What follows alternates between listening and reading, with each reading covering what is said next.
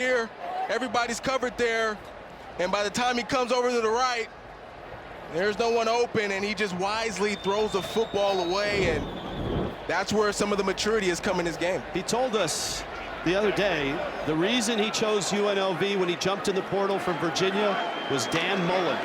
Nice little inside handoff to Jaden Thomas. And he bounces outside, extends the play, and is inside the 30. A marvelous run for a first down. And how many times have we seen this, Rich? It just looks like there's nowhere to go. There's no hole. There's no crease. And Jet Thomas is able to find space and take advantage of it on the opposite side of the field. Nice run right there to convert for a first down. Thomas now 34 yards on 6 carries.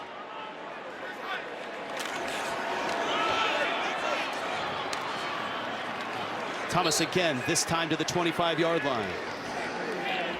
Go from football to footy. Don't miss a United Soccer League showdown. The Velocity of Spokane. Westchester SC is tomorrow, 7 Eastern, right here on CBS Sports Network. In Las Vegas, Allegiant Stadium, the Big Ten team is in the house, and UNLV is showing that the 2-0 start, at least so far in this game, is no fluke. They're up 10-0. Sean Foster and UCLA lost big last week at home against Utah, 43-10. And it's the Rebels who are running the football right now. That down to the 21-yard line. Juju Walls made the stop for UCLA. And as explosive as UNLV is in the passing game, and they ran the ball 76% of the time over the course of this season so far, so they're very intentional about getting yards on the ground. For UCLA, they need to make a big play here. Somebody needs to make a big play on the football. And that's a concern, that number. 3 of 4 on 3rd down. Last week, UCLA gave up 14 first downs on 17 attempts. 10th play of the drive, 3rd down and 4. Calandria fires. It is caught! Touchdown! O'Reilly! On the field, it's a touchdown. Another gorgeous throw by Anthony Calandria. Well, defensive coordinator for UCLA, Coach Malloy, decides to dial it up, leaving his corners on an island, one-on-one, and Troy O'Meara able to take advantage and come down with a beautiful ball thrown by Calandria. 9 of 11, 144 yards, 2 touchdowns. And the Bruins are on their heels big time right now. What a show in Vegas tonight.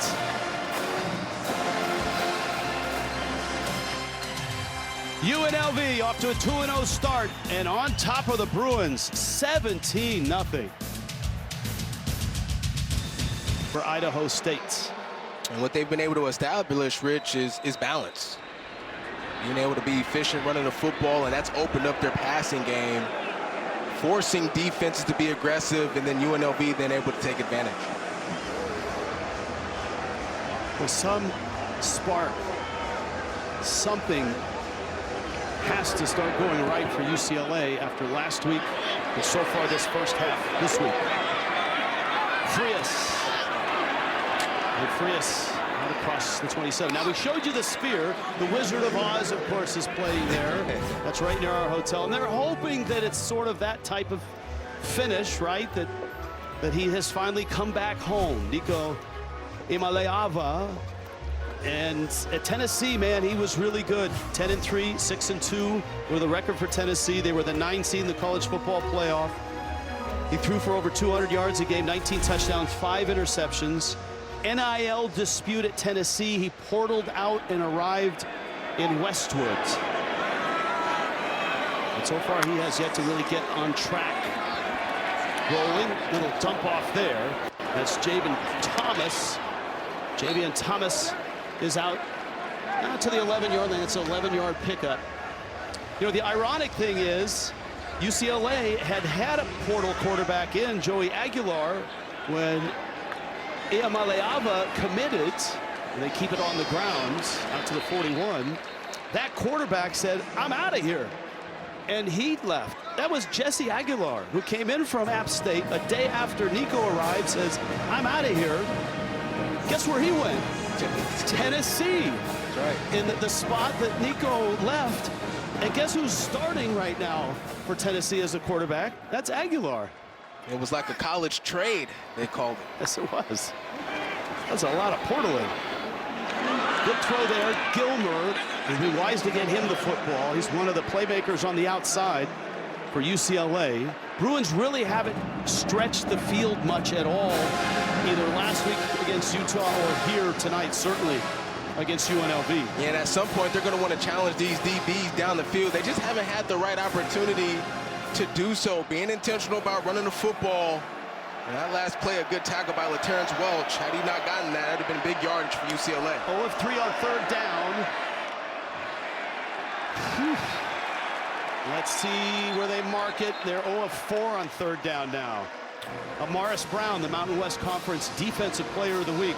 Tino Sunseri looking at the call sheet right now. They have converted on a 4th down, and this is 4th and 1 in their own territory, down 17-0. We're under 4 minutes left. Yeah, I think it's no doubt that you go for it on this play right here. You're going to see something very similar where either Nico's going to keep this football or give it to the running back. He's hit, fumbles, and UNLV stops him.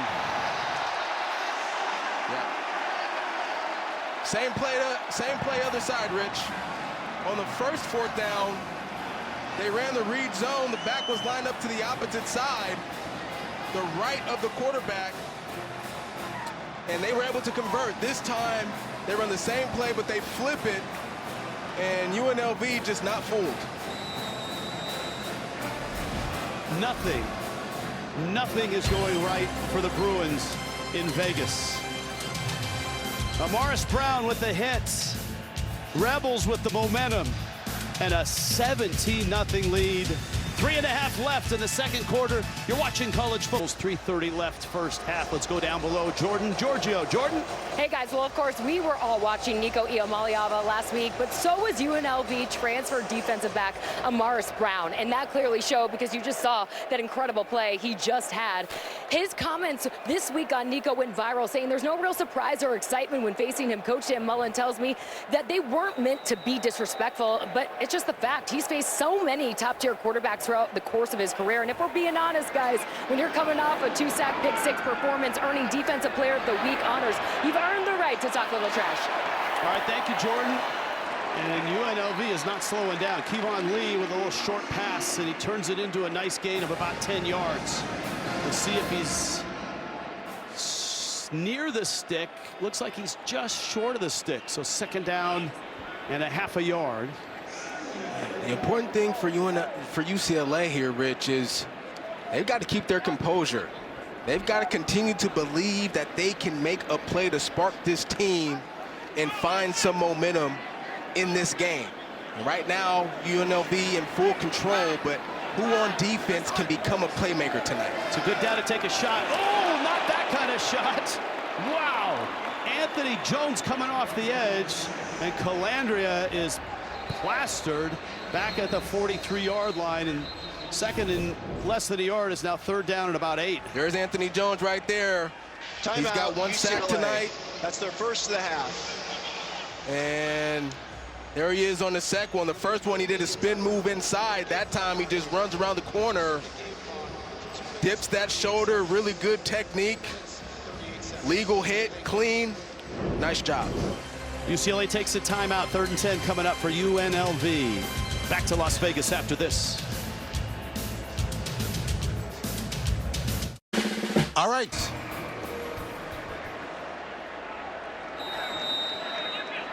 All ready for UNLV, their 16th snap in UCLA territory. Bruins show blitz on 3rd down and 9. Little quick screen to the right side. That's Irvin. Now let's see where Urban ends up, and let's see what the decision is here. I would go for it. With a lead and momentum, the Bruins do get the football to start the second half. And the Bruins take a timeout here, trying to conserve some time to maybe get a score or get something rolling. Dan Mullen's had a look. Dan Mullen pretty happy Ramon Viella hit a 50-yard field goal earlier in this game, but this would really be asking a lot. This would be, you know, about 55, 56 yards. Slightly out of his range there. And so where do you dial up here? He's certainly involved with the offense. And of course, Corey Dennis is the offensive coordinator and quarterback coach. I like the decision to go for it if that's what Coach Mullen decides to do. And when you think about the dynamic of Calandria and his ability to use his feet, I'd give him the option to pass or run. The guy that's been quiet tonight is number 6, Jaden Bradley. Let's see if he's able to connect with him on a 4th down. Bradley does not have a catch so far.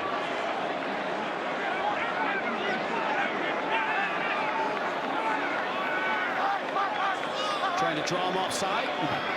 Clock's at 10.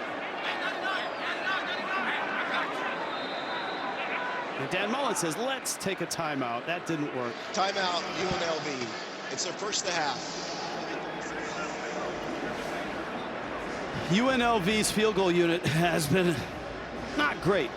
And Dan Mullen has really questioned as who's my guy. Ramon Viella had been 0 of 2 from beyond 30. This was plenty long from 50.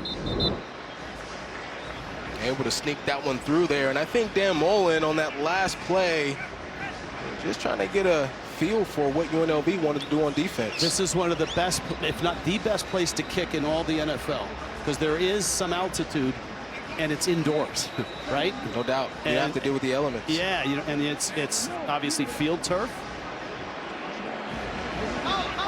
All right, Jaden Thomas comes in. Offense is back out. Yeah, so it's interesting. During that timeout, Paul Gunther went over to talk to Coach Dan Mullen to give him some advice on what the defense looked like for UCLA. Shotgun snap, 4th and 5 over the middle. It's caught. That's Gums. The tight end has been so huge for UNLV. Elksnis caught the touchdown, and Gums snares a 4th down throw. Yeah, first catch of the night, and he's their do-it-all tight end on this football team. He can line up at tight end. He can line up in the slot. You'll see him lined up at fullback. Nice patience in the pocket there by Anthony Calandria, and really good hands by Barquise Gums. So Dan Mullen knows what he's doing right now. UNLV looked great last week. They looked great in this first half, and they're on the move. 2-minute timeout, first half in Vegas.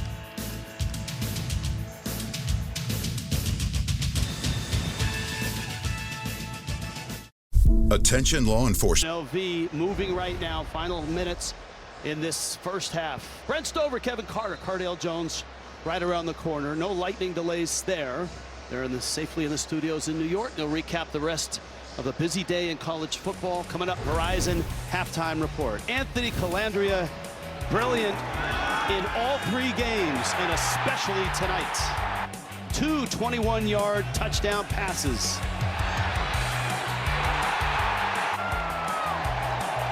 And he's been patient in the pocket too, Rich, and really been able to expose the holes in this UCLA defense. 79.3% in 3 games, 12 of 14 tonight. 1st and 10, just inside the UCLA 25. Shotgun Calandria on the money again. Gums with the catch. Flag is down. And that's at the 25-yard line.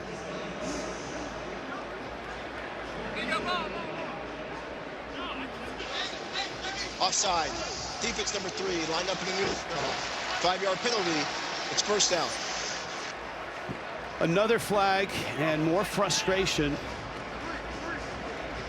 Deshaun Foster in UCLA on the road. Look at where the corner on the top of the screen was lined up.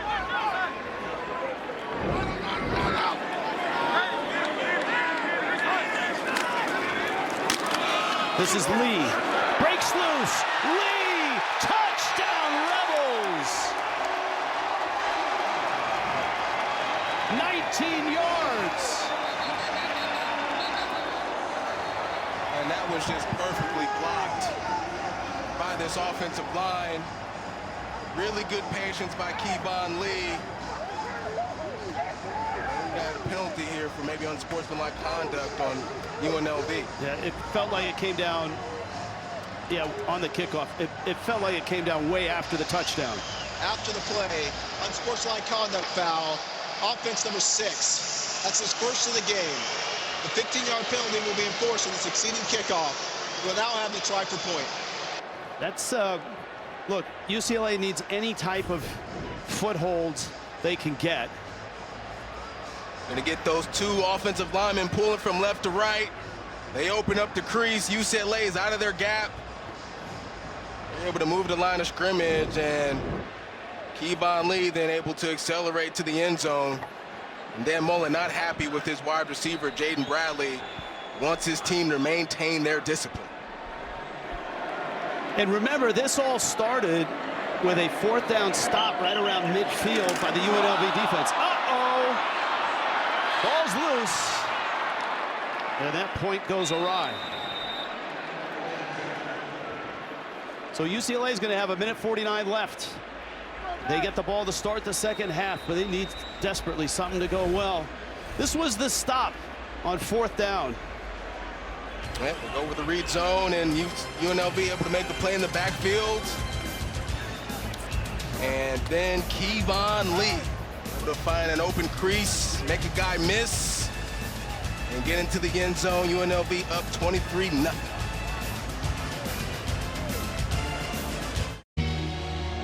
If you buy a new Yeah, let's take a look at how UNLV was able to execute that last play. Here's Gums. He's going to come down on this backer. You're going to get a pull here to kick this guy out, and then this guy's going to come from most dangerous and just perfectly executed on the counter play. Good patience by Kevon Lee. Makes a guy miss in the secondary. UCLA has had a problem with missed tackles all season long, and it showed itself up again on that play. And a 19-yard rushing TD for Kevon Lee.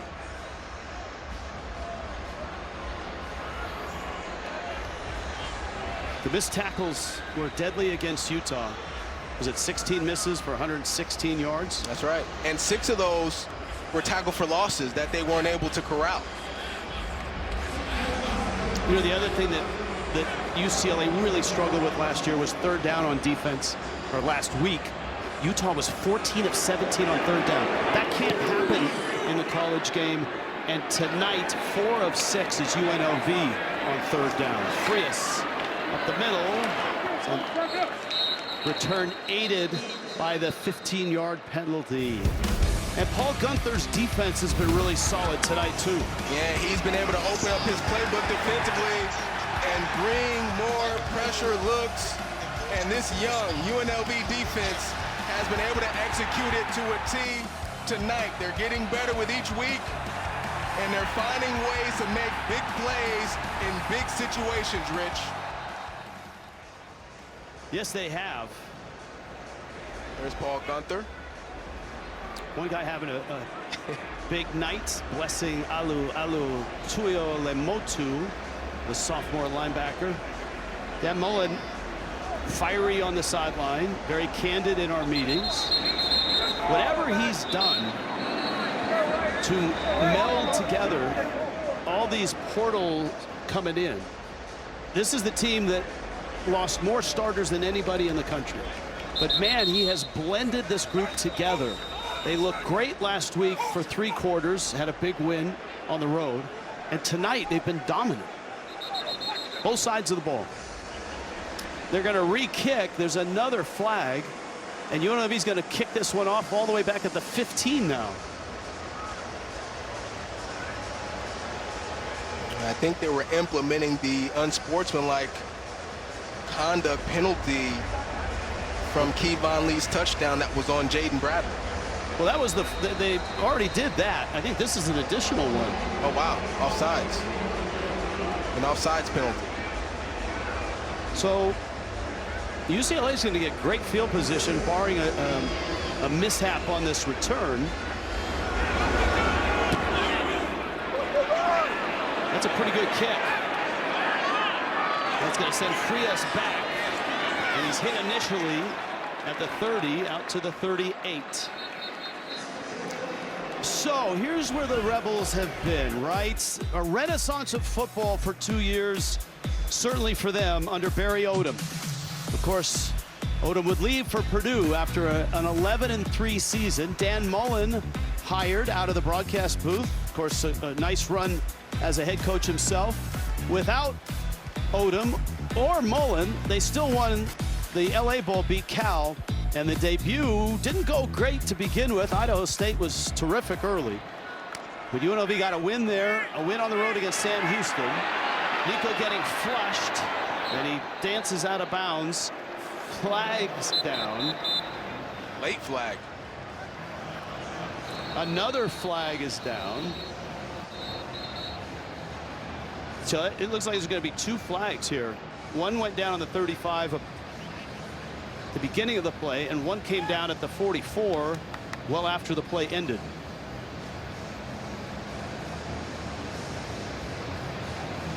Looks like there might be an unsportsmanlike conduct there on the defense.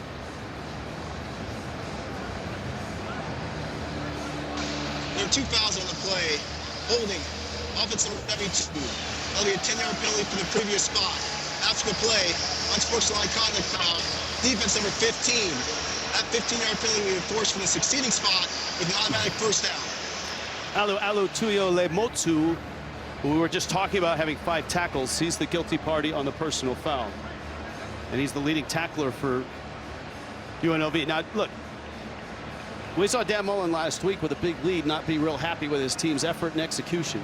He's not happy with the officials right now, but I'm sure he's not happy with some of the stuff and the late flags and the personal fouls from the Rebels. Well, he's talked about the importance of playing 60 minutes. He wants his team to play a full game. Doesn't feel like they've done that yet this season. And then for UNLV, this is an opportunity here. Good field position. You're in a 2-minute situation. Yeah, opportunity to get something going. UCLA's got the ball.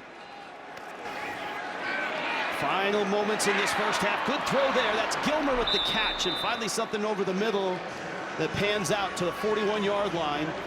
You see the clock, 1:23 left. UCLA does get the ball to start the second half. Yeah, and a lot of times when you run this hurry-up offense, it makes it easier for you to find your rhythm. That one is incomplete. Mokiao Timalala on the coverage, on the pattern, the coverage by LaTerrence Welch. Second down and 10. Well, I tell you what, Paul Gunther, defensive coordinator for UNLV, is not allowing Nico to feel comfortable in the pocket at all. He is bringing extra defenders on multiple plays throughout the drive. Ima Leava is 5 of 7 for 49 yards. Second and 10. Pressure, steps up. Escapability, he's got it.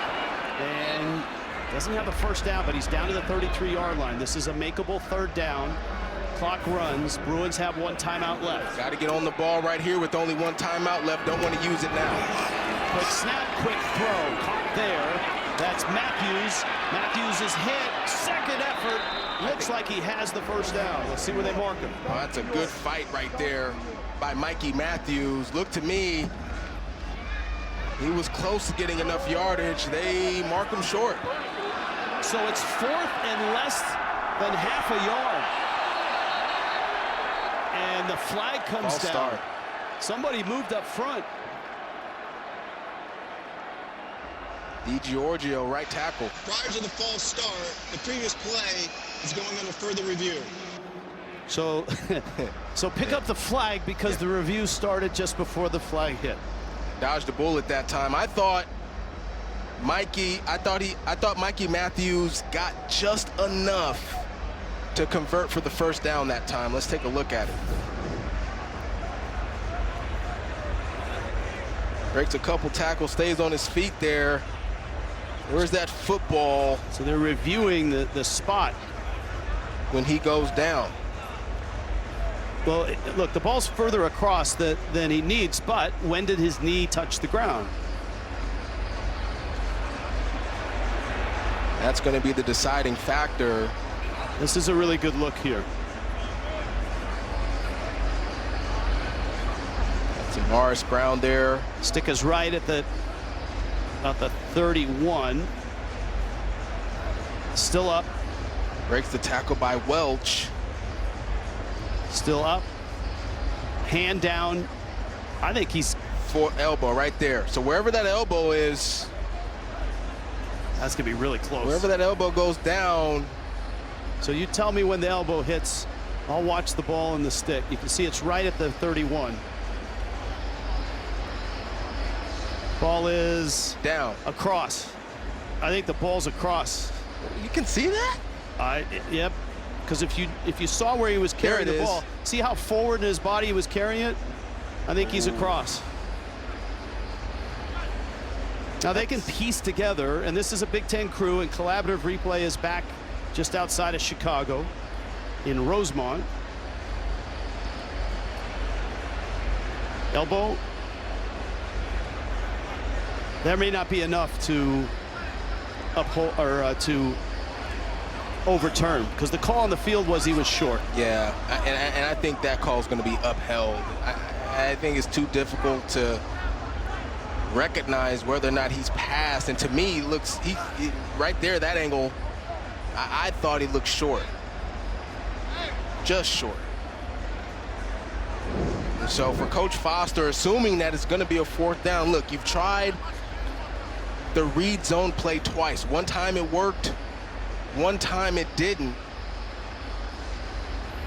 And I think a quarterback sneak in this situation, I mean, Nico's 6'6". You're right. Here we go. After review, the ruling on the field is upheld. It's 4th down. So it forces them to run a play rather than take a throw downfield. They may have to, depending on the end of it, use a timeout to get back up. But they're down to 35 seconds. It's 4th and inches. And look at where they spotted the ball. They didn't even spot it close. UCLA is taking its 3rd and final timeout. It'll be 30 seconds in length. Wow. I didn't agree with that.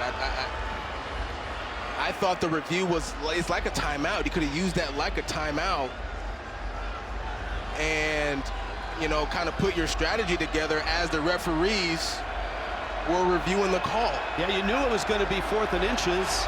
So the Bruins used their last timeout. 35 seconds left. They've gone zone read right, zone read left on both 4th and 1s. They picked up the one to the right, not the one to the left.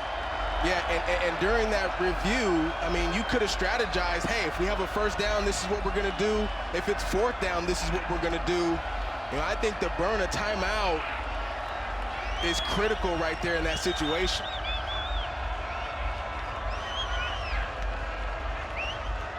So the ball's sitting right between the 31 and the 32. And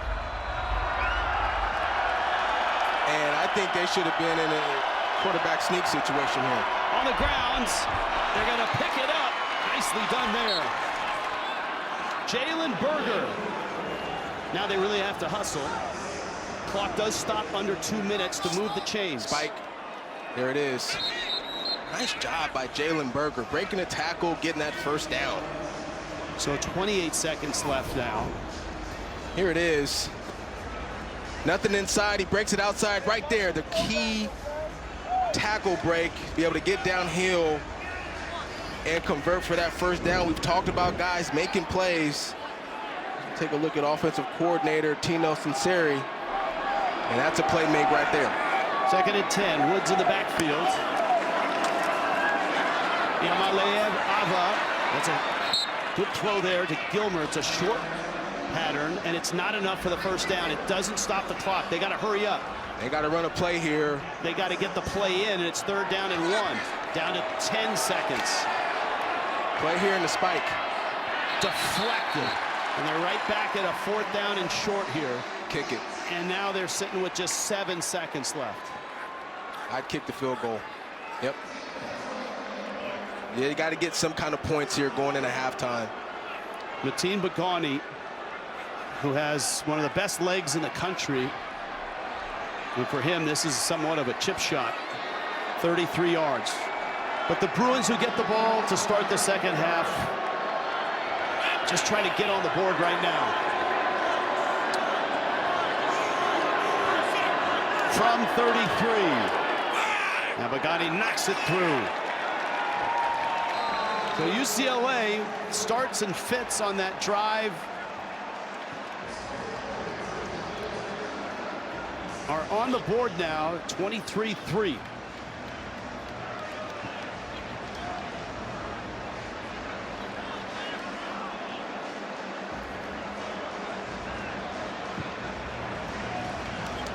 If you're just joining us, UNLV looks terrific tonight. So they did as well last week. And Turbo's head turners, obviously they've caught your attention. Yeah, no doubt. And we're witnessing one of those teams tonight, UNLV, and they've been impressive in their first 2 games of the season. And again tonight, I think we should keep a side eye out for UNLV. Miami, Ole Miss, and Utah also fall into that category with impressive first weeks. Well, next week we'll be up in Laramie to watch Utah and Wyoming. That's right. Wyoming off to a pretty good start. Obviously Utah. Hey, it's hard to judge first game with Utah and UCLA. Utah looked great. UCLA obviously didn't. And here's UNLV up. Dan Mullen still pacing the sideline.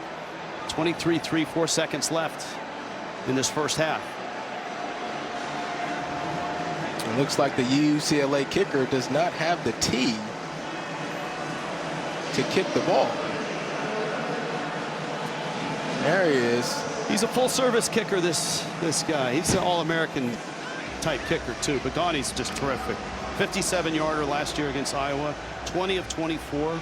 He was 3 of 5 from beyond 50 last year. The transfer from Cal.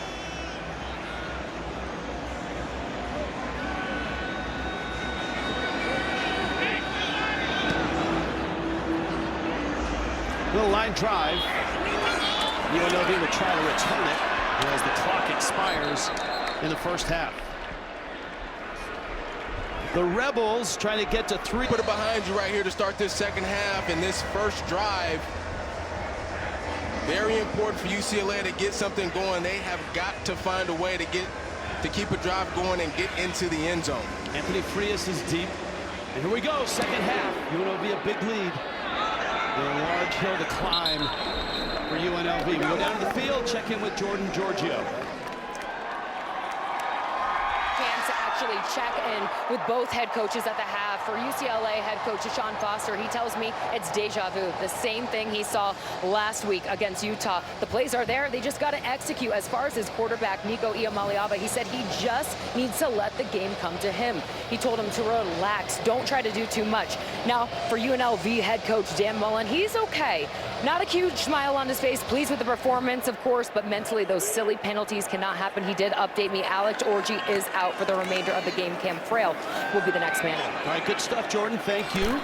Straight ahead, Javian Jet Thomas, and he's out to the 29-yard line. And this is a running back in Jet Thomas that they need to give the football more to. He's got the biggest run of the night for them, and like the way they're starting this drive. Yeah, you see the first half possessions, not a whole lot there. They did move the ball. That second one fumbled on the third. Time of possession and snaps weighted heavily to UNLV. Throw to the side. Mokiao Atimalala with the catch.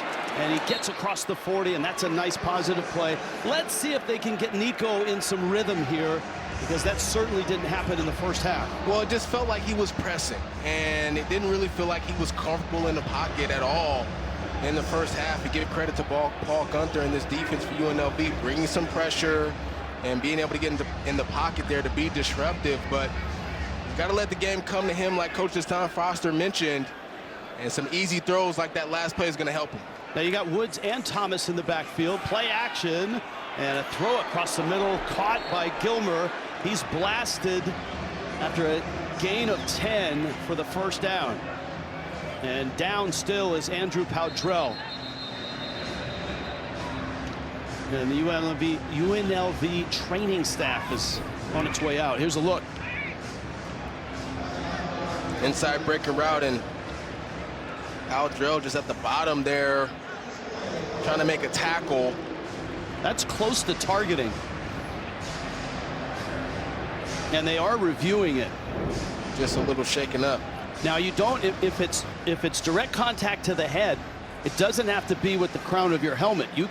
If you shouldered into a helmet, that's also targeting. Absolutely. They're going to take a second look, and so are we. Here's the catch.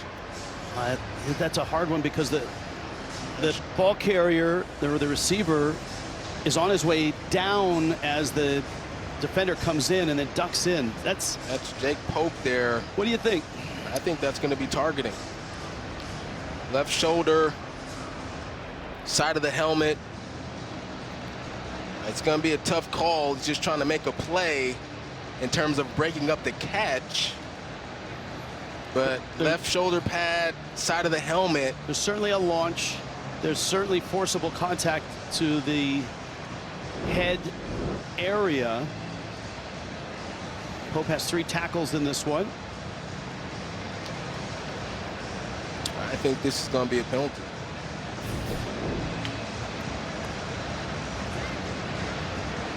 It's really the forcible contact piece to me. And on that shot, it almost looked like some of the side of Pope's helmet also with helmet to helmet. Yeah, the forcible contact is going to be the part that I think forces this call. I mean, it's tough on safeties. Trying to come downhill, make a play, break the football up on a catch. It's a moving target. Yeah. Ball carrier was starting to dip. He did seemingly try to look like he was leading with the shoulder, which is how you're taught. No doubt, no doubt. At the same time, you're still trying to protect players. And this is a long review. One of 3 elements must be present. Launch, leaving feet to attack an opponent. Upward or forward thrust to the body. Would you check that one? After review, there is no targeting on the play. Nice. The result of the play is a first down. Nope. So the officials felt he had enough shoulder and maybe enough body not to warrant the targeting. I don't know that Deshaun Foster agrees. But it's notable now that UCLA is moving the football, finally, with some tempo, with some rhythm at the start of this second half. Well, the big difference is that they're not having, Nico sit in the pocket.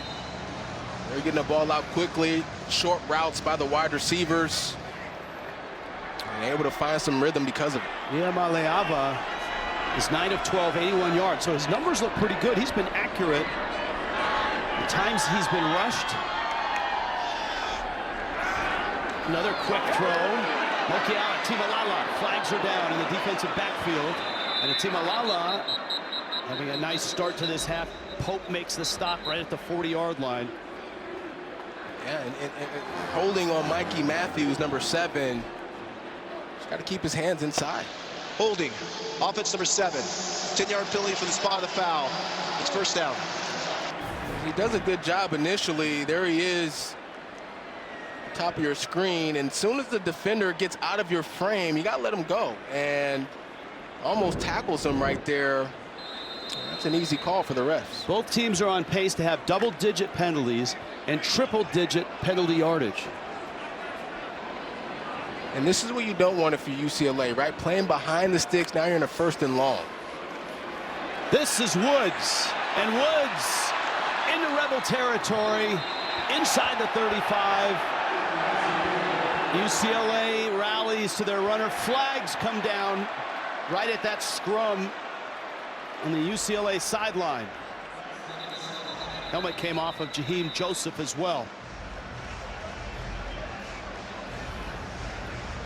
So there's no doubt UCLA's come out with some fire here in the second half, as you would expect. But the important thing really for both sides here, Rich, is you've got to be able to keep your composure. The result of the play is the first down. After the play, unsportsmanlike conduct, offense number 74. It's a 15-yard penalty for the succeeding spot. It's first down. Julian Armella, the junior transfer from Florida State. Let's see if we can find him. 74 white. Yeah, he's going to come from the right side of your screen here momentarily. That could have been a flag there. Armella comes in and He gets in his face. I didn't see much there, but maybe the contact with the head, the helmet to his head there. You can see Tino Sinceri, the offensive coordinator, grab him by the jersey. That's a costly penalty. Back close to midfield. Look at the damage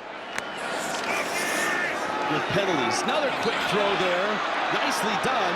Jack Peterson, the backup tight end, and Peterson bowls his way across the 35. And it feels like UCLA has something right now. Yep. Utilizing their play action, they're bringing their tight ends and receivers across the formation to create some distraction there for the defense. And Nico's just getting the ball out quickly. There's 28 coming from right to left. Jack Peterson. And nobody there to guard him, and he's able to get a first down. Davian Thomas in the backfield. Thomas straight ahead. Now, that's a gain of 3. UCLA has really rotated 3 running backs through. You, Super Bowl winning running back in the NFL. You like the rotation aspect of this? Well, it's tough when you've got 3 guys that you're trying to roll in because, you know, each guy's trying to find a rhythm, trying to find their way within the game. And Coach Tino Sinceri, you know, really believes that he can get all 3 guys going in the game, but really tough to do when everybody wants the ball. Now Woods is back in.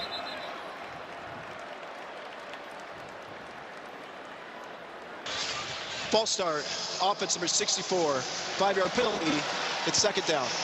I really think what we should do is record a variety of Las Vegas celebrities, get Wayne Newton out here, David Copperfield, whoever's, you know, playing. Celine Dion. We got Rich Waltz, of course. No, and have them record flag is down.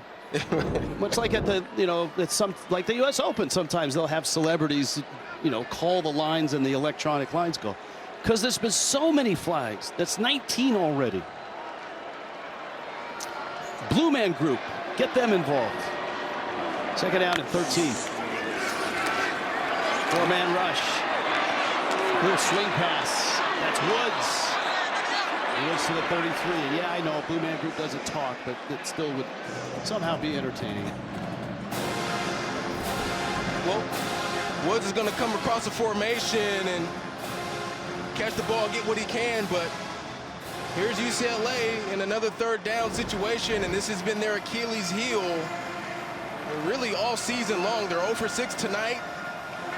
2 for 17 in 2 games. And if they want to keep drives going, obviously, you have to be able to convert on the money down, and you know Paul Gunther and UNLV is going to bring pressure. Here comes the pressure. Nico's throw on the money, caught Mokiao at Timalala, who's been a target on this drive to the 18. Best play, best throw of the night. Look at the protection. Got it blocked up. Tino stays patient in the pocket. Nice throw. End zone contact. No flags. Amaris Brown on the coverage. Mikey Matthews in the pattern. Second down 10. I think I said Tino on that last play. I was talking about the offensive coordinator. Nico obviously playing quarterback. There's Mikey Matthews on the wheel route. What did you think there? Yeah, a little contact there at the end. We've seen UNLV get a call like that tonight. I thought maybe a flag should have been thrown right there. Iamale Ava has been accurate all night. Second down and 10. Matthews in motion. Keep it on the ground. To the 16-yard line. Let's see where they do mark it. Maybe the 17 here. Verizon red zone. UCLA had 1 red zone trip last week. This is their 2nd tonight. In what, 3+ halves of football this year? You got to get to the red zone more than 3 times. And I think, look, to start this second half, you've got to be aggressive if you're UCLA. And so if you don't convert here on 3rd down, I think this is 4-down territory for UCLA if they're able to get some yardage here. False start.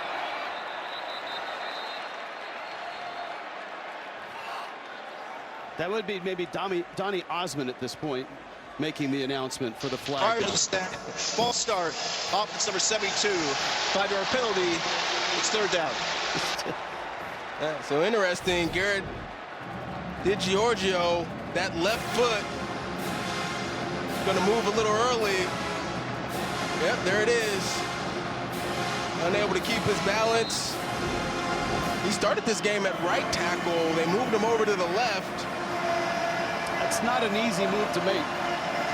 Well, they wanted better protection on the blind side of Nico, but here you are behind the sticks in a 3rd and long, and it's been the self-inflicted wounds that have continuously knocked UCLA back. And looks like we're going to get a timeout. UCLA. UCLA burns a timeout. 3rd down and 14. Seconds in length. On the move, in need of points. UNLV up, UCLA driving.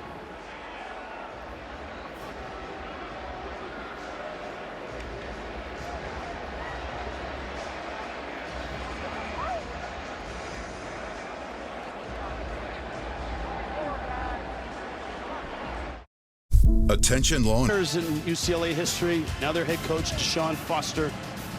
And a big 3rd down coming up. First possession, second half. UCLA was dominated in the first half. They got a field goal to end the first half. This is the first drive of the second half. Penalties have put them at 3rd down and 14 here. Nico Iamaleava has been sharp on this drive. UNLV brings 4. Scramble. Fires. Flag down. Wrestling match. And UNLV has the football.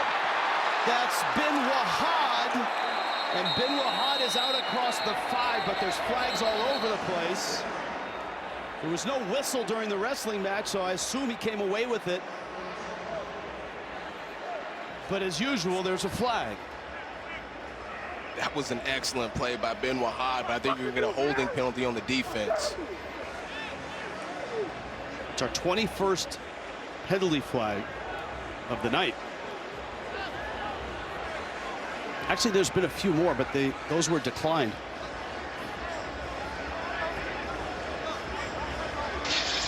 Pass interference, defense. The ball replaced the spot of foul. Automatic 1st down. Number 7's helmet came off. He must sit out for 1 play.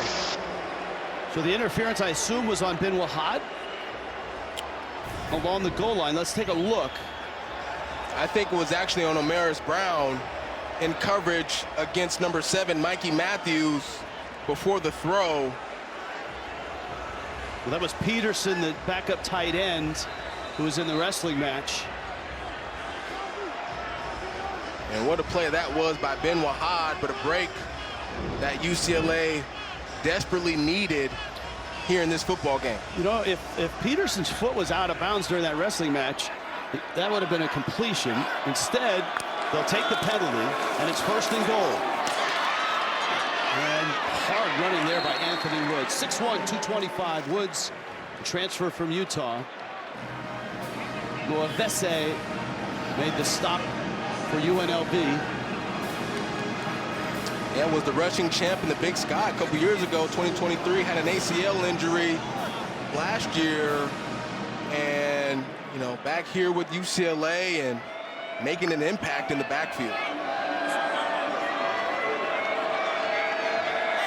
Jalen Berger now in the backfield. 2nd and goal from the 4. Bruins trying to stick it in. Habermill in motion. Little toss, caught! Noah Fox Flores. 3rd on the depth chart at tight ends. Soft little toss from Iamaleava. And UCLA is in the end zone. And they've got that toe holds. They've got a little momentum here. Well, they faked the run there to Jalen Berger, and that really caused the defense for UNLV to sink down to the line of scrimmage. And Noah Fox Flores just leaked out there to the flat left side. And how about Nico finding some comfortability and getting his first touchdown of the game? Extra point is up and good. UCLA got 3 points going into halftime. They get 7 points coming out of halftime. 12 plays, 75 yards, over 7 minutes. Noah Fox Flores and the Bruins in the end zone for the first time tonight. Peek out, wide open in the flat after the play action. And just really look at his eyes in the backfield. That's number 3, Jaheim Joseph. And just a well-executed play by UCLA. And a really nice drive for Nico Iamaleava. He is very accurate. He is extremely mobile and quick, strong arm. And remember, he's changing systems coming from Tennessee to UCLA, different set of receivers, different offensive line, different terminology, all of that. But the running game seems to have, especially on that drive, had a lot more success than they did in the first half or last week against Utah. Out to the 25, the ball will come for UNLV's first drive. CBS Sports Network coverage. College football continues next Saturday. Triple header starts at noon Eastern. Some action early. Kent State, Buffalo, SMU, and Missouri State. And then Utah at number 25. UCLA knows how good they are in Laradice. And when you go to altitude, now Utah obviously is altitude. I don't think that's a factor in this one. Remember the Texas Tech double overtime win? That was epic 2 years ago. They took down Missouri, Vandy. They've taken down some big teams there. UNLV opens on the grounds. And Jaden Thomas with the carry. Key Lawrence made the stop. Thomas has been durable. Terrific year last year and a good start to this year, averaging over 100 per game in his first 2. And he's almost at 50 yards on 9 carries tonight. Yeah, for UNLV here, no panic. Obviously UCLA, nice drive and score, but you just get back to your game plan and get back to doing what you've been doing in the first half for UNLV. Thomas, top of the screen with a 5-receiver look. Deep shot, Bradley in traffic, and it's incomplete.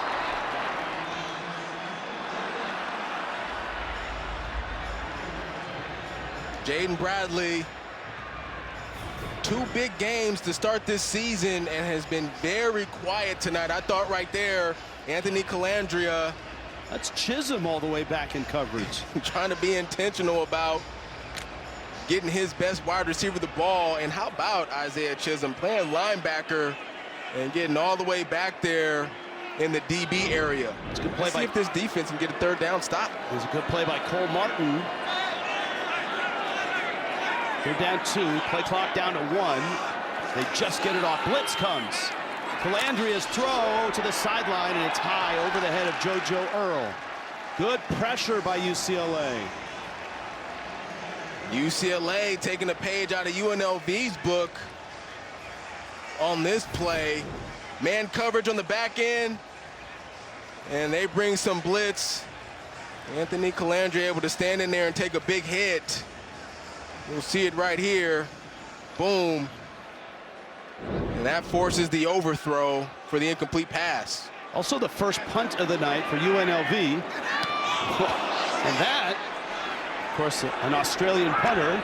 That's the rugby style kick. There's a flag down at midfield, he said knowingly.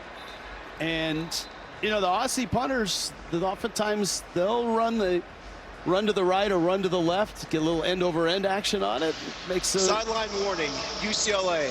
At the first of the game, there's no penalty yardage associated with this foul. Timeout for media. Thank goodness for that. 23-10. Some momentum right now for UCLA.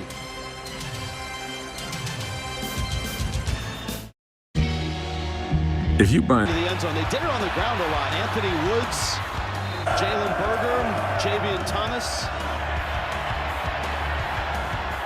There was a penalty there that negated the fumble recovery and a crossing pattern. Noah Fox Flores from Iamaleava. First 5 possessions. You see the time of possession, that's great. The number of plays. UCLA has been beaten up in time of possession and number of snaps in the 2 halves against Utah and the first half here against UNLV, but that feels like it's turning right now. Iamaleava has been accurate throughout, 13 of 17. And this rotation of running backs starting to cook a little bit. More of the same right here for UNLV. Starting on the ground to start this drive, and this is going to be the key piece in terms of them continuing to battle back into this football game. They cannot abandon going to the ground and allowing these backs to have an opportunity to have success. You see UCLA in the roster of runners. Nico's throw, crossing pattern, on the money. Mikey Matthews, 49-yard line. Now they're starting to stretch the field a little bit and throw it downfield. Iamaleava on the connection with Matthews. And the difference right here with Nico Iamaleava is his poise in the pocket here in the second half. In the first half, it felt like he had happy feet. He was unsure of himself. Right now, he's playing like a confident player. He'll keep it. Now he'll throw it. And that's Frias, one of the running backs, and there's flags flying everywhere. One hits the 50, one comes from the defensive backfield and lands at about the 42. I think you're going to get a penalty from both sides here. I thought holding on the UCLA side. Late hit there on UNLV.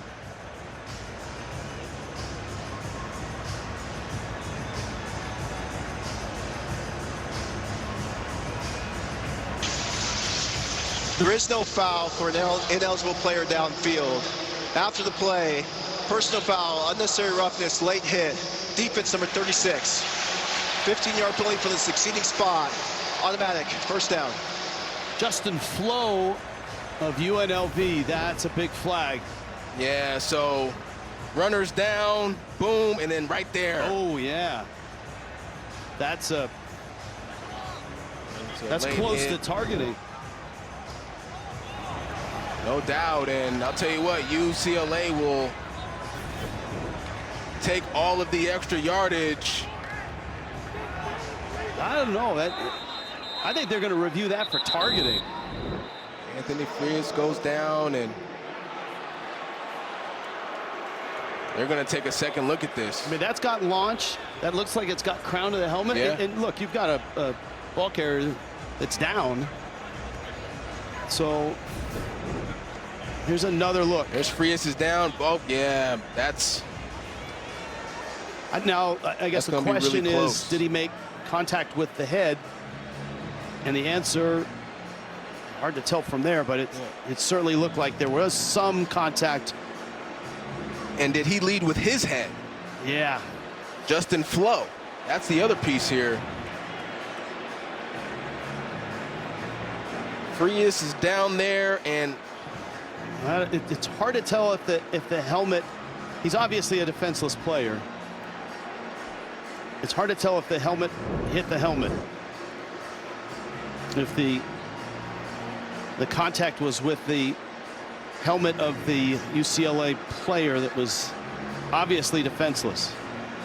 It did not look good, obviously. And the Big Ten review crew is looking at it right now. Launch, leaving his feet to attack an opponent in an upward or a forward thrust to the body. You give a check to that? I give a check to that. Crouch followed by an upward and forward. After review, number 36 committed a personal foul targeting. He's disqualified from further participation in today's ball game. Look, if you just joined us, this game has been lopsided in UNLV's favor the entire first half. UCLA got that field goal to end the first half, then had a nice touchdown drive to start the second half. It feels like all the momentum is now squarely on the sideline of the Bruins. Yeah, and getting points at the end of the first half was critical for UCLA. Obviously, they would have liked to score the touchdown. They had a little bit of mismanagement with the timeout and clock. But to get the ball to start the second half, to go down and score, get a stop by our defense, and here you are marching down the field again, certainly the momentum is on UCLA's side. Now UCLA has run more plays than UNLV. Now the time of possession is even. It was lopsided in the first half. It was lopsided last week against Utah, against UCLA. So here we go. Bruins with some wind in their sails, still down 13 on the road. They've kind of taken the crowd out of this game as well. Iamaleava pumps, looks, scrambles, and then dives forward, maybe a yard. Marcel McDuffie made the stop. I thought he missed Mokiao Atimalala in the flat there to his left side. I thought he came off of him too quick and ran that football. You're going to see him coming in motion down at the bottom of your screen. He's open, but came off of him too quick. There he is right there. And, man, had he sat in there just a second longer and kept his eyes on him, that would have been a nice catch and run. 9 different Bruins have caught a pass tonight. That's a good mix. That one is knocked down. Habermill, the tight end in the pattern, bring up a 3rd down and about 9. Blessing, Alu, Tiole Motu. Got a hand on it. Yeah, getting that big paw up there. Knocking that football down, and here we go, 3rd down. It's been a situation again for UCLA. Yeah, it's been tough. You see 0 of 7, 2 of 11 last week. The last time they converted the 3rd down, it was off of a penalty. Let's see if Nico can make a play here. Blitz comes. Lots of time. Throws. Oh, what a catch! Juggling. Gilmer. Quasi Gilmer hauls it in at the 20-yard line, and the Bruins move the sticks. Finally a 3rd down conversion. In the first half, Nico Iamaleava would have bailed on that pass play. He would have tried to run it himself. Timeout, UNLV. It's their first of the half. Instead, It'll be 30 seconds in length. he stayed patient in the pocket, and that's what he's been displaying all second half. He delivered a nice ball to Quasi Gilmer, and look at this catch. 5 catches. Good defense. 5 catches, 52 yards. Now let's see if he holds it all the way down. They may be looking at it. Yeah, that's a catch, man. That's a spectacular catch. Clear catch. And you can't play any better defense than that. UNLV took a timeout. Both teams have had to take a timeout early here in the second half. Nico Iamaleava really finding his comfort zone in the pocket. I mean, that's good defense by Powdrell. That's Andrew Powdrell in coverage. But just a great catch by Quasi Gilmer. Way to keep your concentration. Berger in the backfield. Another quick throw to the sideline. Matthews with the catch. Head down. Busted out of bounds. Bruins going with a little tempo here, too. And we talked about how that 2-minute drive to end the first half sometimes helps your offense get in rhythm. And it looks like that's carried over here until the second half. Boom, look at that hit. Boy, we can hear that hit all the way up here. And UCLA now trying to establish the physicality on their side. Huddle up here. 2nd and 6. Tino Sunseri calling plays really for the first time in his career. Straight ahead, Anthony Woods to the 7. Verizon red zone. Remember, the Bruins were there just once last week, once for the first half. 3rd trip now. Sunseri was the co-offensive coordinator and quarterback coach at Indiana. Mike Shanahan called the plays. Sunseri had input as well. And now, as the offensive coordinator here, his father, Sal, was an assistant coach in the NFL, and Deshaun Foster was on one of those teams. That's right. So there was a connection between Coach Foster and the Sunseri family. He was the defensive line coach when Foster was in Carolina. 3rd down, 3. Another short toss, another completion. Gilmer lunging, does not get it. This could be 4th down and 1. Boy, this is a big call. Gilmer right there. He's got to catch that football, and he's got to get up field and fight for extra yardage that time. He kept running laterally, and Coach Foster's going to decide to go for it here. I would take the points. I would take the 3 points if I were making the decision right here. But your offense does have momentum, and so I can understand the call right here by Deshaun Foster. Berger in the backfield. 4th and 1.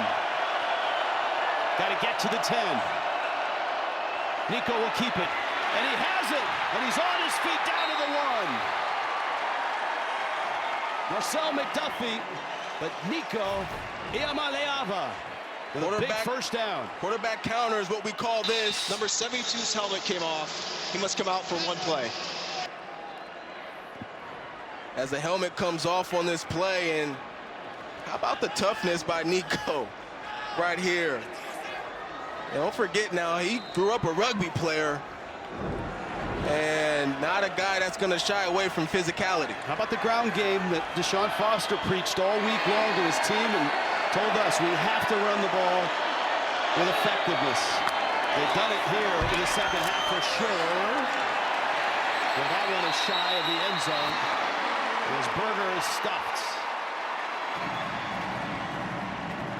Cohen Fuller, the defensive tackle, first to get there. Minute and a half left.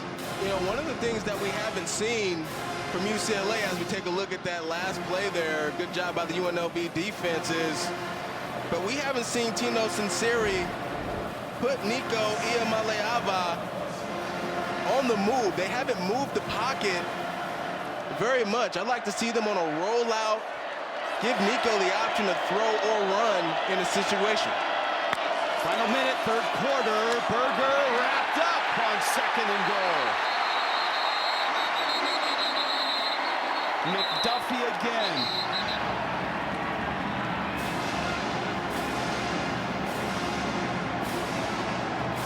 UCLA struggled to run the ball last year. 3rd worst in the nation in yardage and worst in terms of touchdowns on the ground. The power conference teams. The ball is marked at the 2. I think the other thing here is, you know, if you're not going to have Nico on the move, attack the edges with your running backs. All the runs have been downhill in the middle of the offensive line. 3rd and goal. Touchdown! Offensive pass interference. Gilmer with the catch. 2 flags in the end zone. Yeah, they tried to run the pick play. And Pass interference, offense number 2. 15-yard penalty from the previous spot. It's 3rd down. Mokiao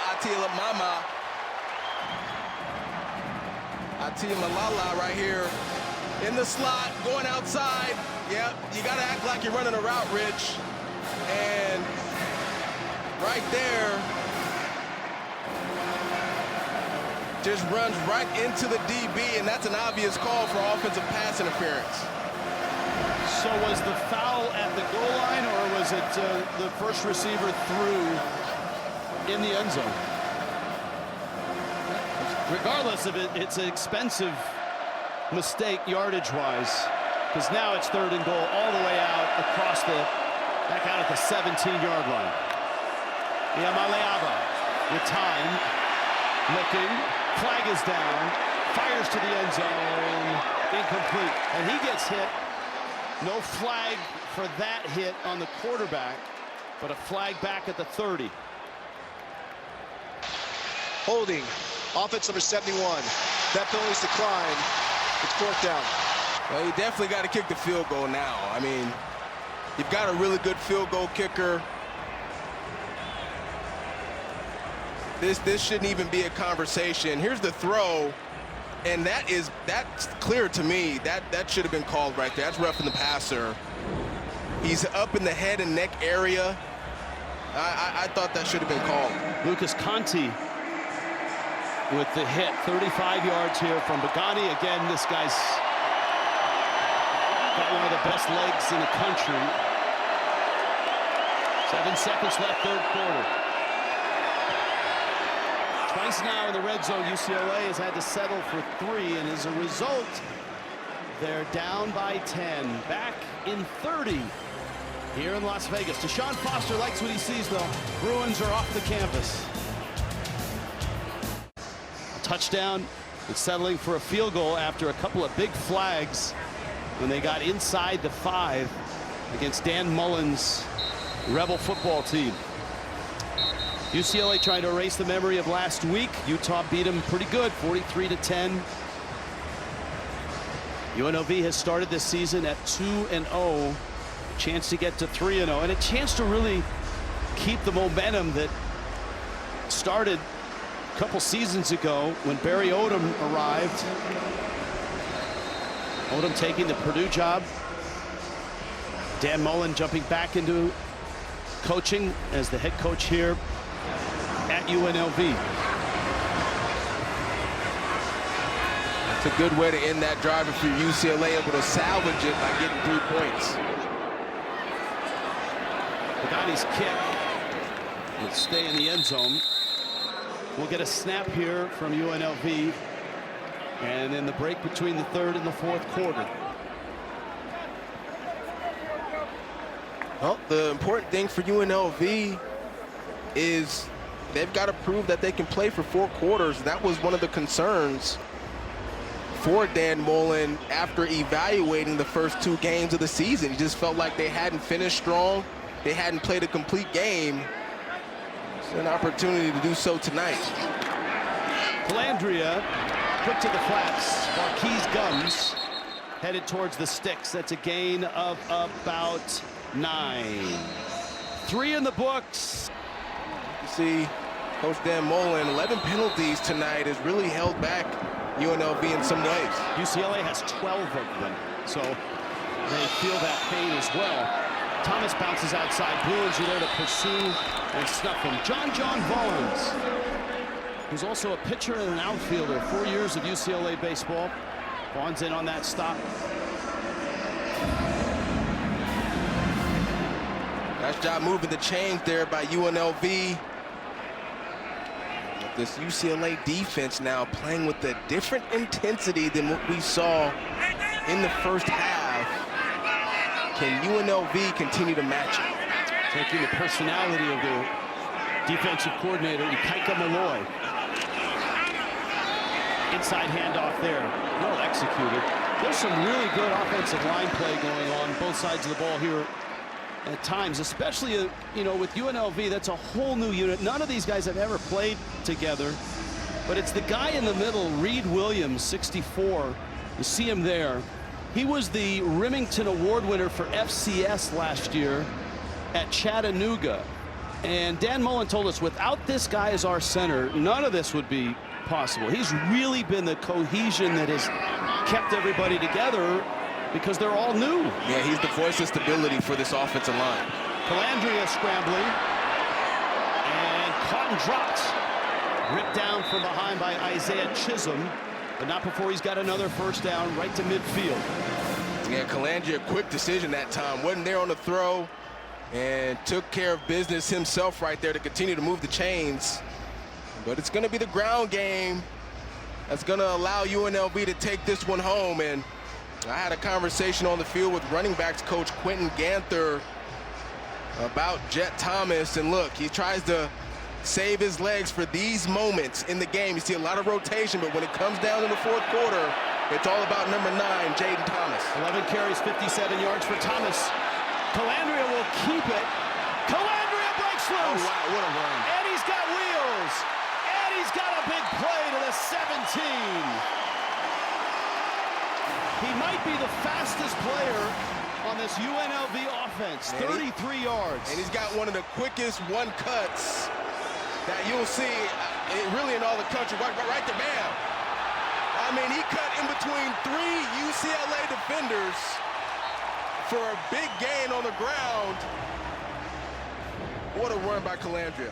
And this is what Dan Mullen was talking about in the break when he visited with Jordan. Gotta put a drive together. Gotta move the ball. That's the longest run for either team in this game. And I think UNLV is going to have to call a timeout. They do. Just underway in the 4th quarter.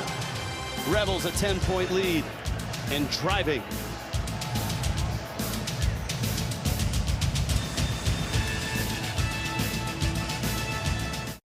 Attention law enforcement. UNLV on the move at UCLA's 17-yard line. And the big play on this drive, Anthony Calandria. It's our road pound-for-pound play of the night. Fakes it to Jaden Thomas. Sinks in the defense to go that way and then takes it around the edge himself. Splits 3 defenders. A big-time run and a big-time play. Tonight's pound-for-pound run of the night. Brought to you by Rogue Fitness. So Calandria has thrown for 180. He's run for 56. He's done both of that in his first 2 games as well. Very balanced production from him. Jaden Thomas in the backfield. Bradley in motion. Play action. Calandria fires one. Caught! Touchdown! Varkey's Gums. 17 yards. A dart from Calandria.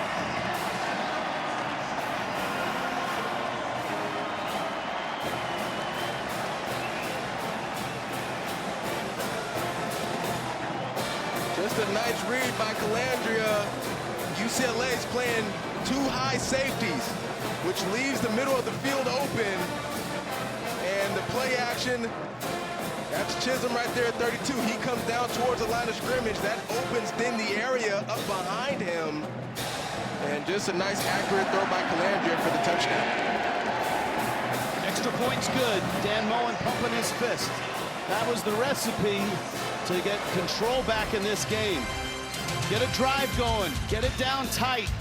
Find Varkey's Gums. And the lead is stretched. It's in a 17-yard strike.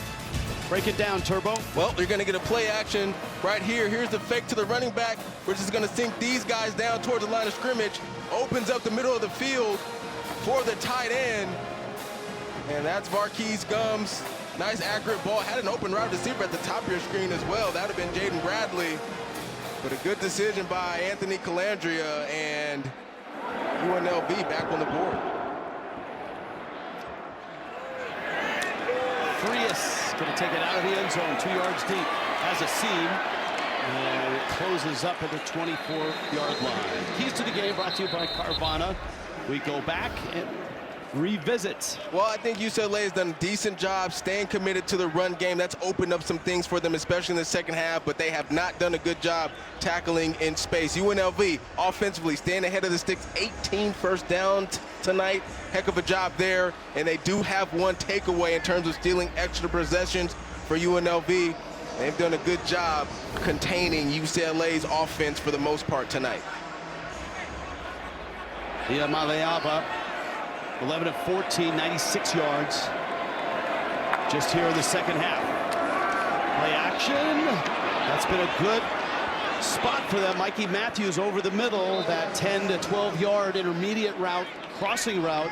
UCLA's executed that well tonight. Well, the important thing for UCLA right now is, look, you're not going to be able to get all the points back, right? So continue to do the things that's worked for you in the second half, getting the ball out of Nico's hands quickly. Nice job there on first down. He can really scoot. And up the sideline he goes, gets a nice block. And steps out of bounds for the first down at the 48-yard line. UCLA approaching midfield. Still a ton of time left here. 11:22.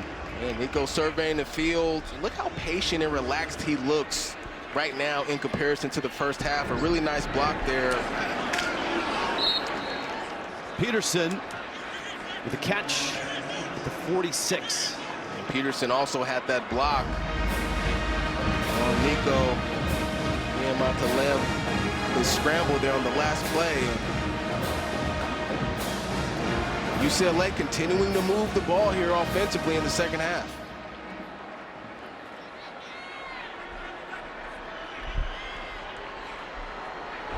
Just outside the 46. Play action. Little dump off. Peterson again. Great tackle. That was Pamela Kaehue, the junior out of Hawaii. Well, here we are, fourth quarter. UCLA is moving the ball. Nice tackle there by UNLV. I think this is 4-down territory right here in this situation for UNLV, or for UCLA. They come up short. I think you go for it here, 4th down. Not great on 3rd down, though they did pick one up last drive. Crossing pattern again. That's good enough for a 1st down. Mokiawa Timalala with a catch and a tumbling gain out to the 39. And they run a crossing route, creating a natural rub and a distraction for the defense. And you got an injured player here. All right, there's an injured player down, and the ball was spotted. If the officials feel like he's serious, like he is injured, if they saw signs of an injury before the ball was spotted and before the player went down, they do have discretion to waive off the timeout. So we'll wait, and on the other side of the timeout, we'll see what happens. 30-13, UNLV.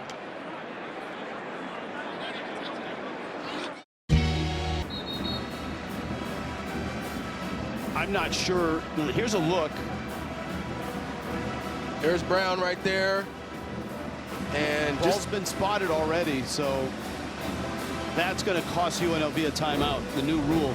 And they have been charged, and Dan Mullen's not happy. If a player presents it as injured after the ball is spotted by the officials, that team will be charged with a team timeout or a delay of game penalty if all timeouts have been used. So they had a timeout and they lose one. And referees have discretion, right? They do, but just watching that video, it's, you know. That was pretty clear. Yes. UNLV doesn't have a timeout left. 1st and 10. UCLA's drive continues. And another positive play, this down to the 31-yard line. Iamaleava, Nico, the sophomore, he's out of Long Beach, and of course, Tennessee last year, really, really good season. Quickly as Woods, short of the stick. It'll be 3rd down and half a yard. I think you keep this ball on the ground here in this 3rd down situation. Anthony Woods still in the game. And here comes 2 tight ends in the ball game. Berger comes into the ball game. And this is 4-down territory no matter what. But they've got a heavier set personnel in the game. 3 tight ends in the game right now, 13. He'll keep it. Nico Iamaleava. Bruins with a touchdown. A 30-yard scamper. And UCLA answers with an impressive drive of their own. And a chance with the extra point to cut it back to 10. 8:50 left. I really love the way that Tino Sanseri approached this drive. They didn't do anything out of the ordinary. They kept the ball on the ground, got the ball out of Nico's hands quickly in the passing game, and biggest run of the night goes for a touchdown for UCLA. 78 yards, 8 plays. Flags are down on the extra point.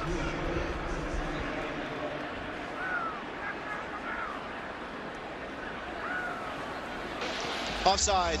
Defense number 92 in the neutral zone at the snap. That penalty's declined. The try is good. Timeout. Iamaleava and the Bruin offense much, much better here in the 2nd half. Certainly much, much better than last week against Utah. And the Bruins within 10. 8:50 left in this ball game. You're watching college football on CBS Sports Network, presented by. Going to crash, which allows then Nico to pull the ball. This tight end right here is going to seal the edge. And Nico able to take it to the house with that speed that he has. Great run there by UCLA. Good execution. Remember, they only got in the end zone 4 times last year on the ground. They have 1 now this season. And he's their leading rusher tonight, 59 on 11 carries. He's thrown for 179, 22 of 28. So certainly better marks in game 2, but UCLA dug themselves such a deep hole. They were down 23-0. They're down 30-20 now. There's still plenty of time. 8:50 left. And Pagani with a line drive kick. Glover goes down. He picked it up. And he's going to down it. That ball's going to be spotted back at the 11. And now it's on for UNLV. And Anthony Calandria's had a good night. With more on that, here's Jordan Giorgio. Yeah, he has, Rich. You kind of alluded to it in that third quarter. The energy kind of got sucked out of this stadium. But after that touchdown drive by Anthony Calandria and company, he came running over to his sideline. He found Jaden Bradley, actually. You could have, it was crazy to see both of them looking like little kids in Little League celebrating. Vibes are high on this Rebels sideline. His leadership skills were on display. I saw that firsthand. We'll see if we get more of that in this fourth quarter. Thank you, Jordan. And again, tonight he's been really, really accurate. He's completing almost 80% of his passes this year. John Vaughns with the stop on Jalen Glover. The defense needs a stop or a turnover. Get the ball back in the hands of their offense. Yeah, I'll tell you what, UNLV's been excellent tonight, Rich, with their ball handling. UCLA's got to find a way to force some sort of takeaway and give this team even more momentum than they already have. Give Corey Dennis, the offensive coordinator, some credit as well for UNLV. First-year OC. Calandria down. Oh, it's picked. It's a touchdown. If it's a legal throw, then it's a touchdown. If his knee was down when he threw it, he's down. This one may go to review, but it's a huge play for UCLA if it stands. Just talked about it. UNLV been great with their ball handling tonight. Can UCLA force some kind of takeaway? Oh, that's close right there. If the knee's down before the ball's released, ball's dead. There it is. Knee is, I still can't up. see it. Oh, left knee's down, actually. I think this one. Yep. After review, the quarterback's right knee was down prior to the pass. The ball he placed at the 5-yard line. It's third down. By the narrowest of margins, it wipes out a pick six. And UNLV dodges a big one here. It's good pursuit there by Keyshawn Bennett. And Apu is right on the right in the right spot. Yeah, it actually looked like to me his right knee never really went down to the ground. It was his left knee that hit first before he threw the football. But UNLV really dodged the bullet. And how about number 52, Keyshawn Bennett? We talked about him getting his first start tonight. And a huge play here in this fourth quarter. It is a loss of 13 on the sack. It's third down and 17. Glover in the backfield. Calandria from his end zone. Give the Glover and the Bruins stuff in. And UCLA is going to get good field position, you would expect. It's now fourth down and a long, like 15. And Deshaun Foster's Bruins have momentum. They're going to get the ball back. They've got right around 7.5 minutes on the clock right now. Whatever the message was that Deshaun Foster shared to his team at halftime, it's working. Big time response by the offense on the last drive. You get a 3-and-out here by the defense. And you said it, Rich, they're in position to get some real good field position here. Cam Brown from his end zone. Mikey Matthews pointing it out. And it rolls to the sideline right around midfield. They'd love to have the pick six, but this works out for UCLA. They get the ball back in a hot offense in a hot quarterback's hands. And of course, we've got a flag.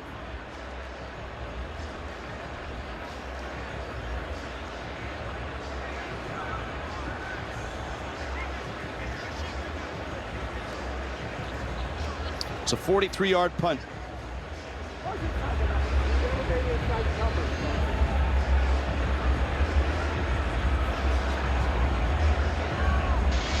Illegal substitution offense. The 11th player came on the field and never came in between the numbers to establish themselves as a player. It's half the distance to the goal. It's 4th down. They're going to re-kick it. They're going to force him, and it's going to really back Brown up to the back of the end zone here. So they had the ball at midfield. They think they can get better field position. So when you come in as a substitute player, you have to come inside the numbers, so past the numbers essentially. And if you have to align outside the numbers, then you can. But if you just come into the game and just align outside of the numbers closer to the sideline, that's illegal from a substitution standpoint. You sound like a guy that knows that rule pretty well. You ever get flagged for that? Never gotten flagged for that, but I played some gunner in my day. Life of a gunner. Matthews now is lined up to receive this kick right about the 50. I expect UCLA to come after this. Here they come. Brown little rugby kick end over end. This could be returned. Matthews scoops it up. See if he can get a block. Busts a tackle. Flag is down. Oh, goodness. Blocking it back. And, you know, here's the... That's the gamble when you take that penalty and make them kick it again. They had it at the 50. There was... It would have saved some time probably on the clock. And as is, if that's a block in the back... And he barely touched them, Rich. Nonetheless, they got to call that. Return, illegal block in the back, receiving team number 12. 10-yard penalty, it's 1st down.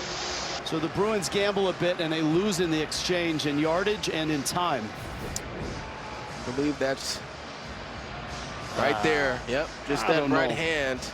Not a lot there, Rich, but you know the referees they're gonna call that. And so now they're in worse field position than they would have gotten after the last punt. All right. UCLA's offense has been really terrific here in the second half. Thomas and Berger. Now Berger in the backfield. Also answers Thomas on the left side. Lost the ball, but he was down after a gain of about 7. There's a player down.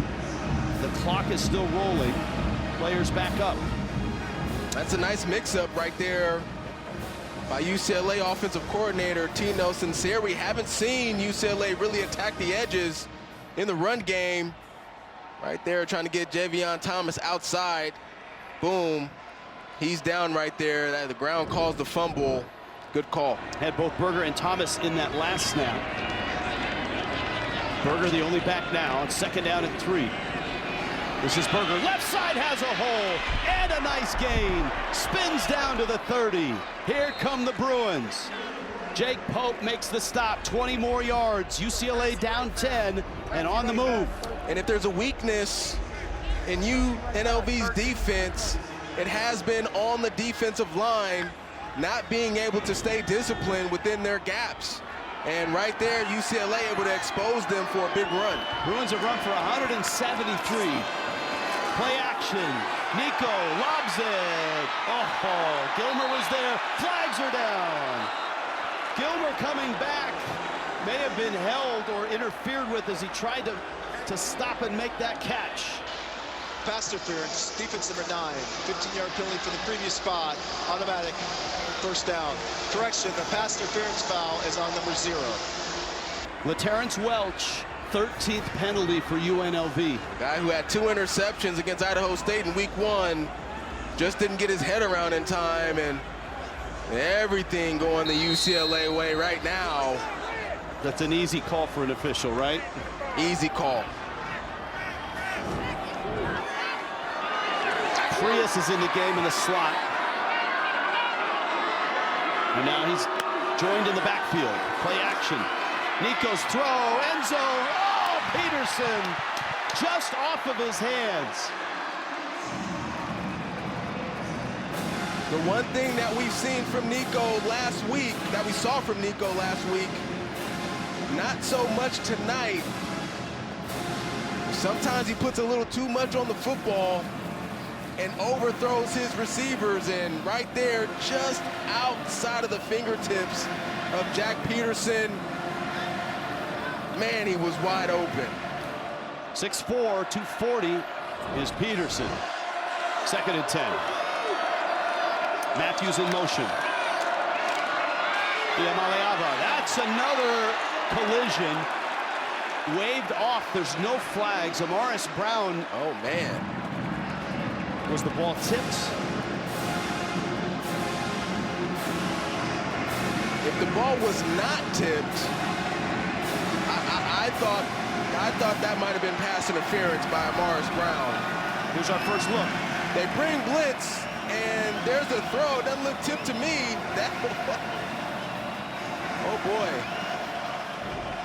He was not playing the ball. That looked like PI to me. 3rd down 10.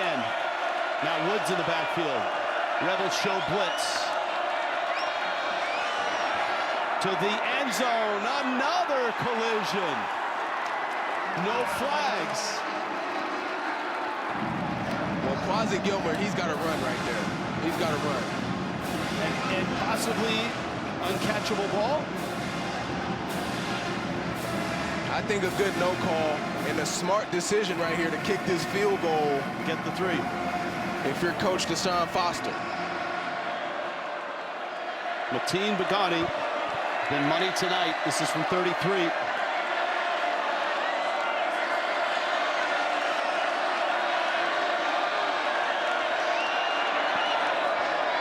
Kick is up, and it's good.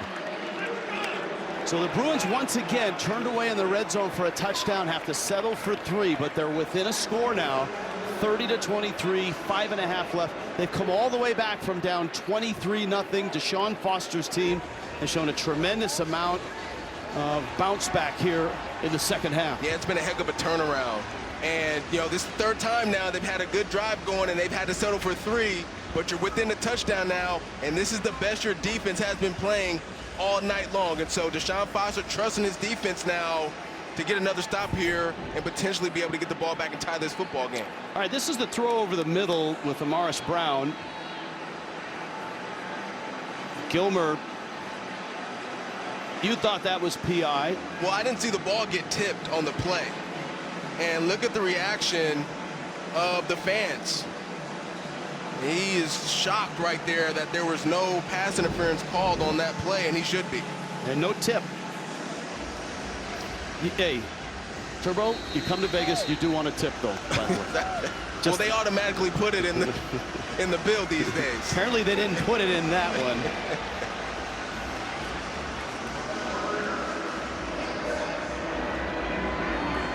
This has been 2 very different halves of football as Begani gets set to kick off. And that Bruin defense needs to get that ball back. In that first half, UNLV was incredible. They were up 23-0. They went in at half up 23-3. Look at the total yardage from first half to second half. A complete turnaround by UCLA offensively, and I think they just went back to the basics. They kept it simple. They took out a lot of the motion and shifts, and they just lined up and started playing football, and I think that's been one of the biggest differences for UCLA in this football game. Now Anthony Calandria and the Rebels take over. Second half possessions, punt, touchdown, punt. And a near disaster pick 6 that was called a sack.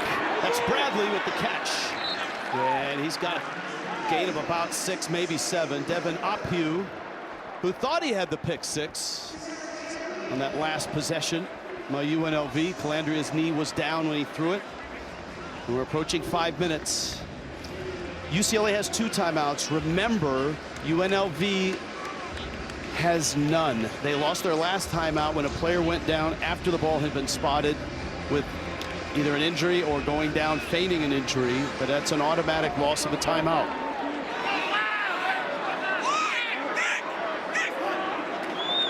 Calandria 15 of 19. Thomas's carry is short of the first down, but not by much. 3rd and less than a yard. Gary Smith, the stop for UCLA. And if you're UNLV, you can take your time right here. You don't have to hurry up and get to the line of scrimmage. The clock is on your side. It's your friend in this situation.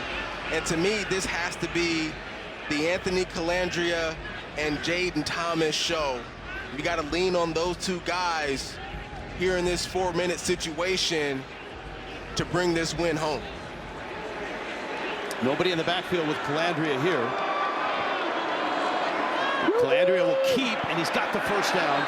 Darts across the 35, gain of 3. Move the chains, clock is under 4 minutes. And UCLA, Coach Deshaun Foster, you start thinking about perhaps using your timeouts. Now you've got 2. You also have the 2-minute timeout in your favor. Thomas now 60 yards on 12 carries.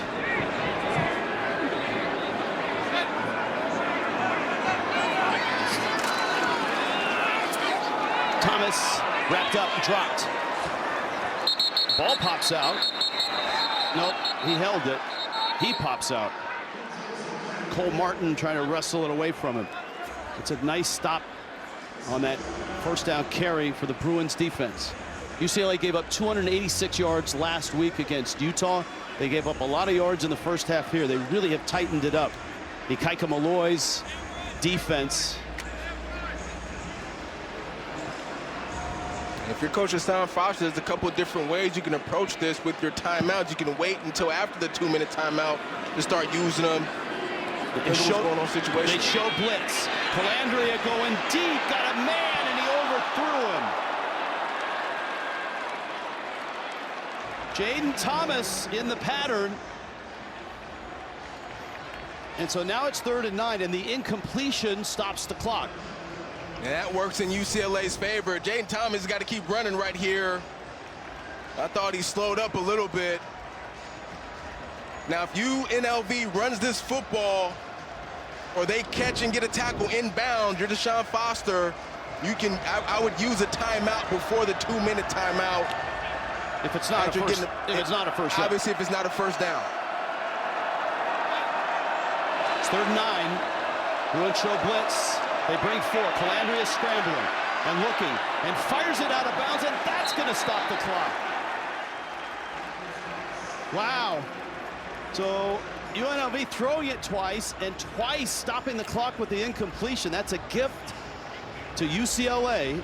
They've got 2 timeouts left. Well, I started the drive saying that, look, if you're UNLV, you've got to lean on Anthony Calandria and Jaden Thomas to take you home to get this win. And I meant on the ground, not through the air, because you're susceptible to stopping the clock in the way that UNLV just did. Now UNLV's got a chance. Cam Brown punts it. Fair catch called for by Matthews, and he makes it. Long way to go, but enough time to get there. With 2:19 left, UCLA has the football, and they're down 7. The offense has been quickened in the second half. Nico Iamaleava and his cast of characters. Just 3 points in the first half. They put up 20 here. And this is kind of what they envisioned in Westwood when Nico jumped from Tennessee. 23 of 32, 186. Dynamic with the ball in his hand, 59 yards on the ground.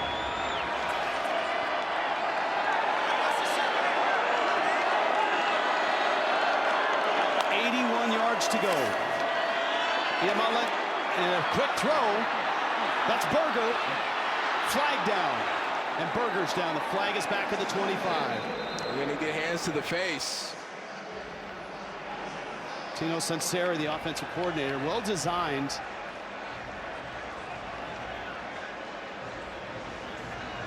Whoever the flag is on, it'll be their 14th penalty of the night.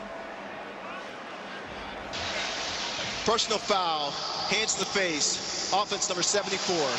Half the distance to go from the spot of the foul. It's first down. So it negates a 19-yard pickup. It's Julian Armella. There it is right there, that left. Oh, that's right in the middle of left the hand. View of the official, too. Well-executed play, negated by an unnecessary penalty. So two timeouts left. The 2-minute timeout is 10 seconds away. Hey, write that down. 74. Iamaleava.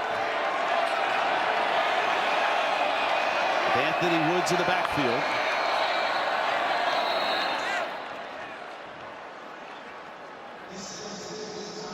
They didn't get the snap off before the 2-minute timeout.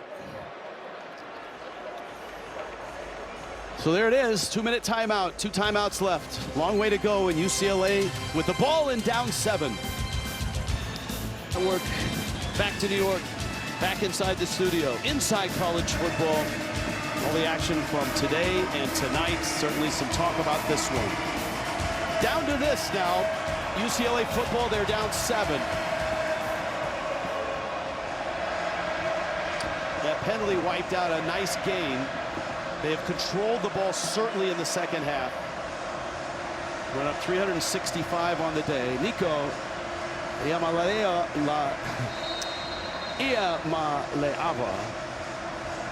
Let me unfold my tongue as this drive continues after the penalty.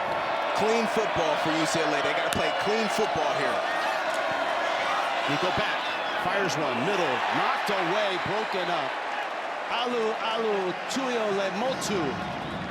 Got a hand on it. Second down and 16. Yeah, Tuiole Motu sitting in zone coverage. Oh, that ball gets tipped at the line of scrimmage. Yeah, that's Adalea. And then that allows Tuiole Motu then to get another hand on the football and knock it down. Nice job there by Adalea. Second down, 16. Iamaleava.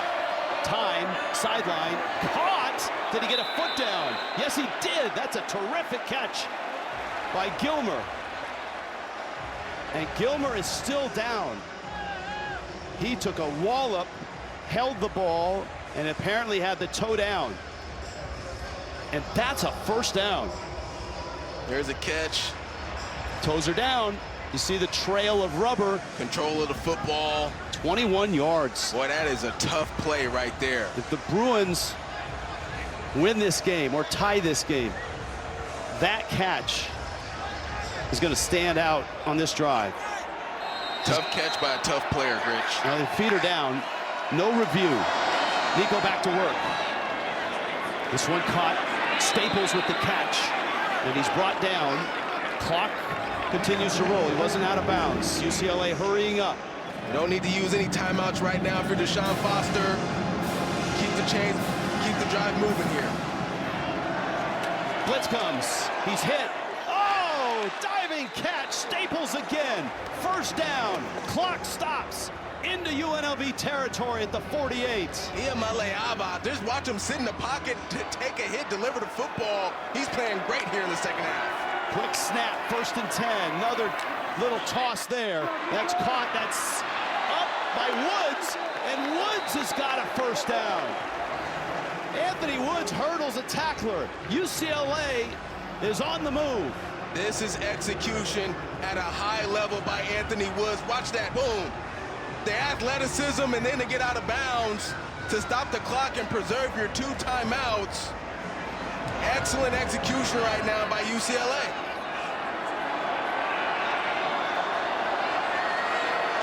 First and 10 for the 37. Another blitz, another throw. On the money, caught there. Gilmer, another first down. The Bruins are moving. And this wide receiving core, Rich, collectively has made a lot of plays here in the second half. It hasn't just been one guy. It's been Mikey Matthews. It's been Staples. It's been Gilmer. All of these guys have collectively made a lot of plays for Nico Iamaleava here in this second half. The catch and run by Woods, you can add to that list. Down 7. Time here.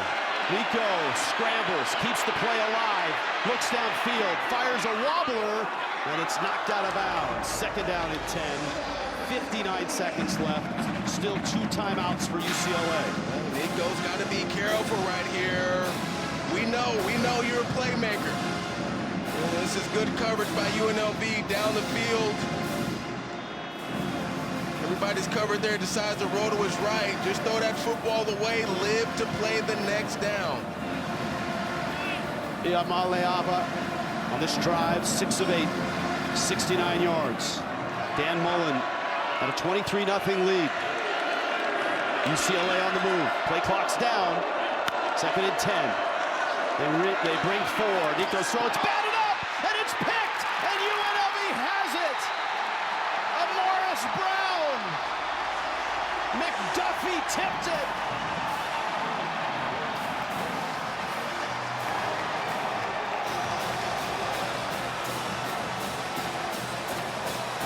And that should do it for UNLV. Heartbreaker. I think that was Tumache Adalea who tipped the pass. No. It was Marcel McDuffie, the captain. The only returning starter on this defense, Marcel McDuffie, tipped it up in the air to Morris Brown. How about 3 interceptions on the season for number 9? Now there's 2 timeouts left. If you're UNLV, rather than take a knee, you want to kind of run around a little bit and get a little time off. Calandria, certainly he's just going to keep it. He's going to run some time. He doesn't want to go down of bounds, and he stays inbounds. And he's picked up the 1st down, and that's it. That's game. That's ball game right there. So rather than just run around and take a knee, he decided, I'm going to look for a 1st down. UCLA calls the timeout. This is take a knee time for UNLV, but what a great play there by Calandria. He just found green grass. That's all that was, Rich. Just found some green grass, used his speed, got a 1st down to end this game. McDuffie's had the great night tonight. Morris Brown was player of the week defensively in the conference with 2 picks and a pick 6 with Sam Houston and a couple sacks. Geico play of the game. UCLA driving down 7. All the momentum on UCLA's side, Rich. And the only returning starter for UNLV, Marcel McDuffie, the captain, tips the ball up in the air. And we call that an assist to Morris Brown. Tips and overthrows. You got to get those. And all right, there's the knee. You see the play clock. It's 1 second differential. You need to take one more knee. And UNLV is going to be 3-0. This wasn't easy. They were up 23-0. UCLA came roaring back and was driving here. Wasn't clean by any stretch of the imagination for UNLV. I'm sure there's a ton of things there that Dan Mullen's not going to be happy about, but he's going to be happy about a lot of stuff as well, especially being able to find a way to get the win at the end. So a knee here, play clock gets reset to 40. It's over. And you can tell by the look on Dan Mullen's face. This looks like a blowout. The Bruins showing signs of life at the end of the 1st half and certainly throughout the 2nd half. There's the knee. There's the game. UNLV is 3-0. They take down a Big Ten team here in Las Vegas. And UCLA is staring at 0-2. Next week they're home against New Mexico. Then they start Big Ten play. It's a heartbreaking loss for UCLA and Coach Foster, and you can see the players down there on the field very upset, as you can imagine. But for UNLV, this is big time. And you know, we had in our meeting with Coach Dan Mullen, he talked about wanting to play up. You know, he wants the opportunities to play these quote-unquote P4 schools.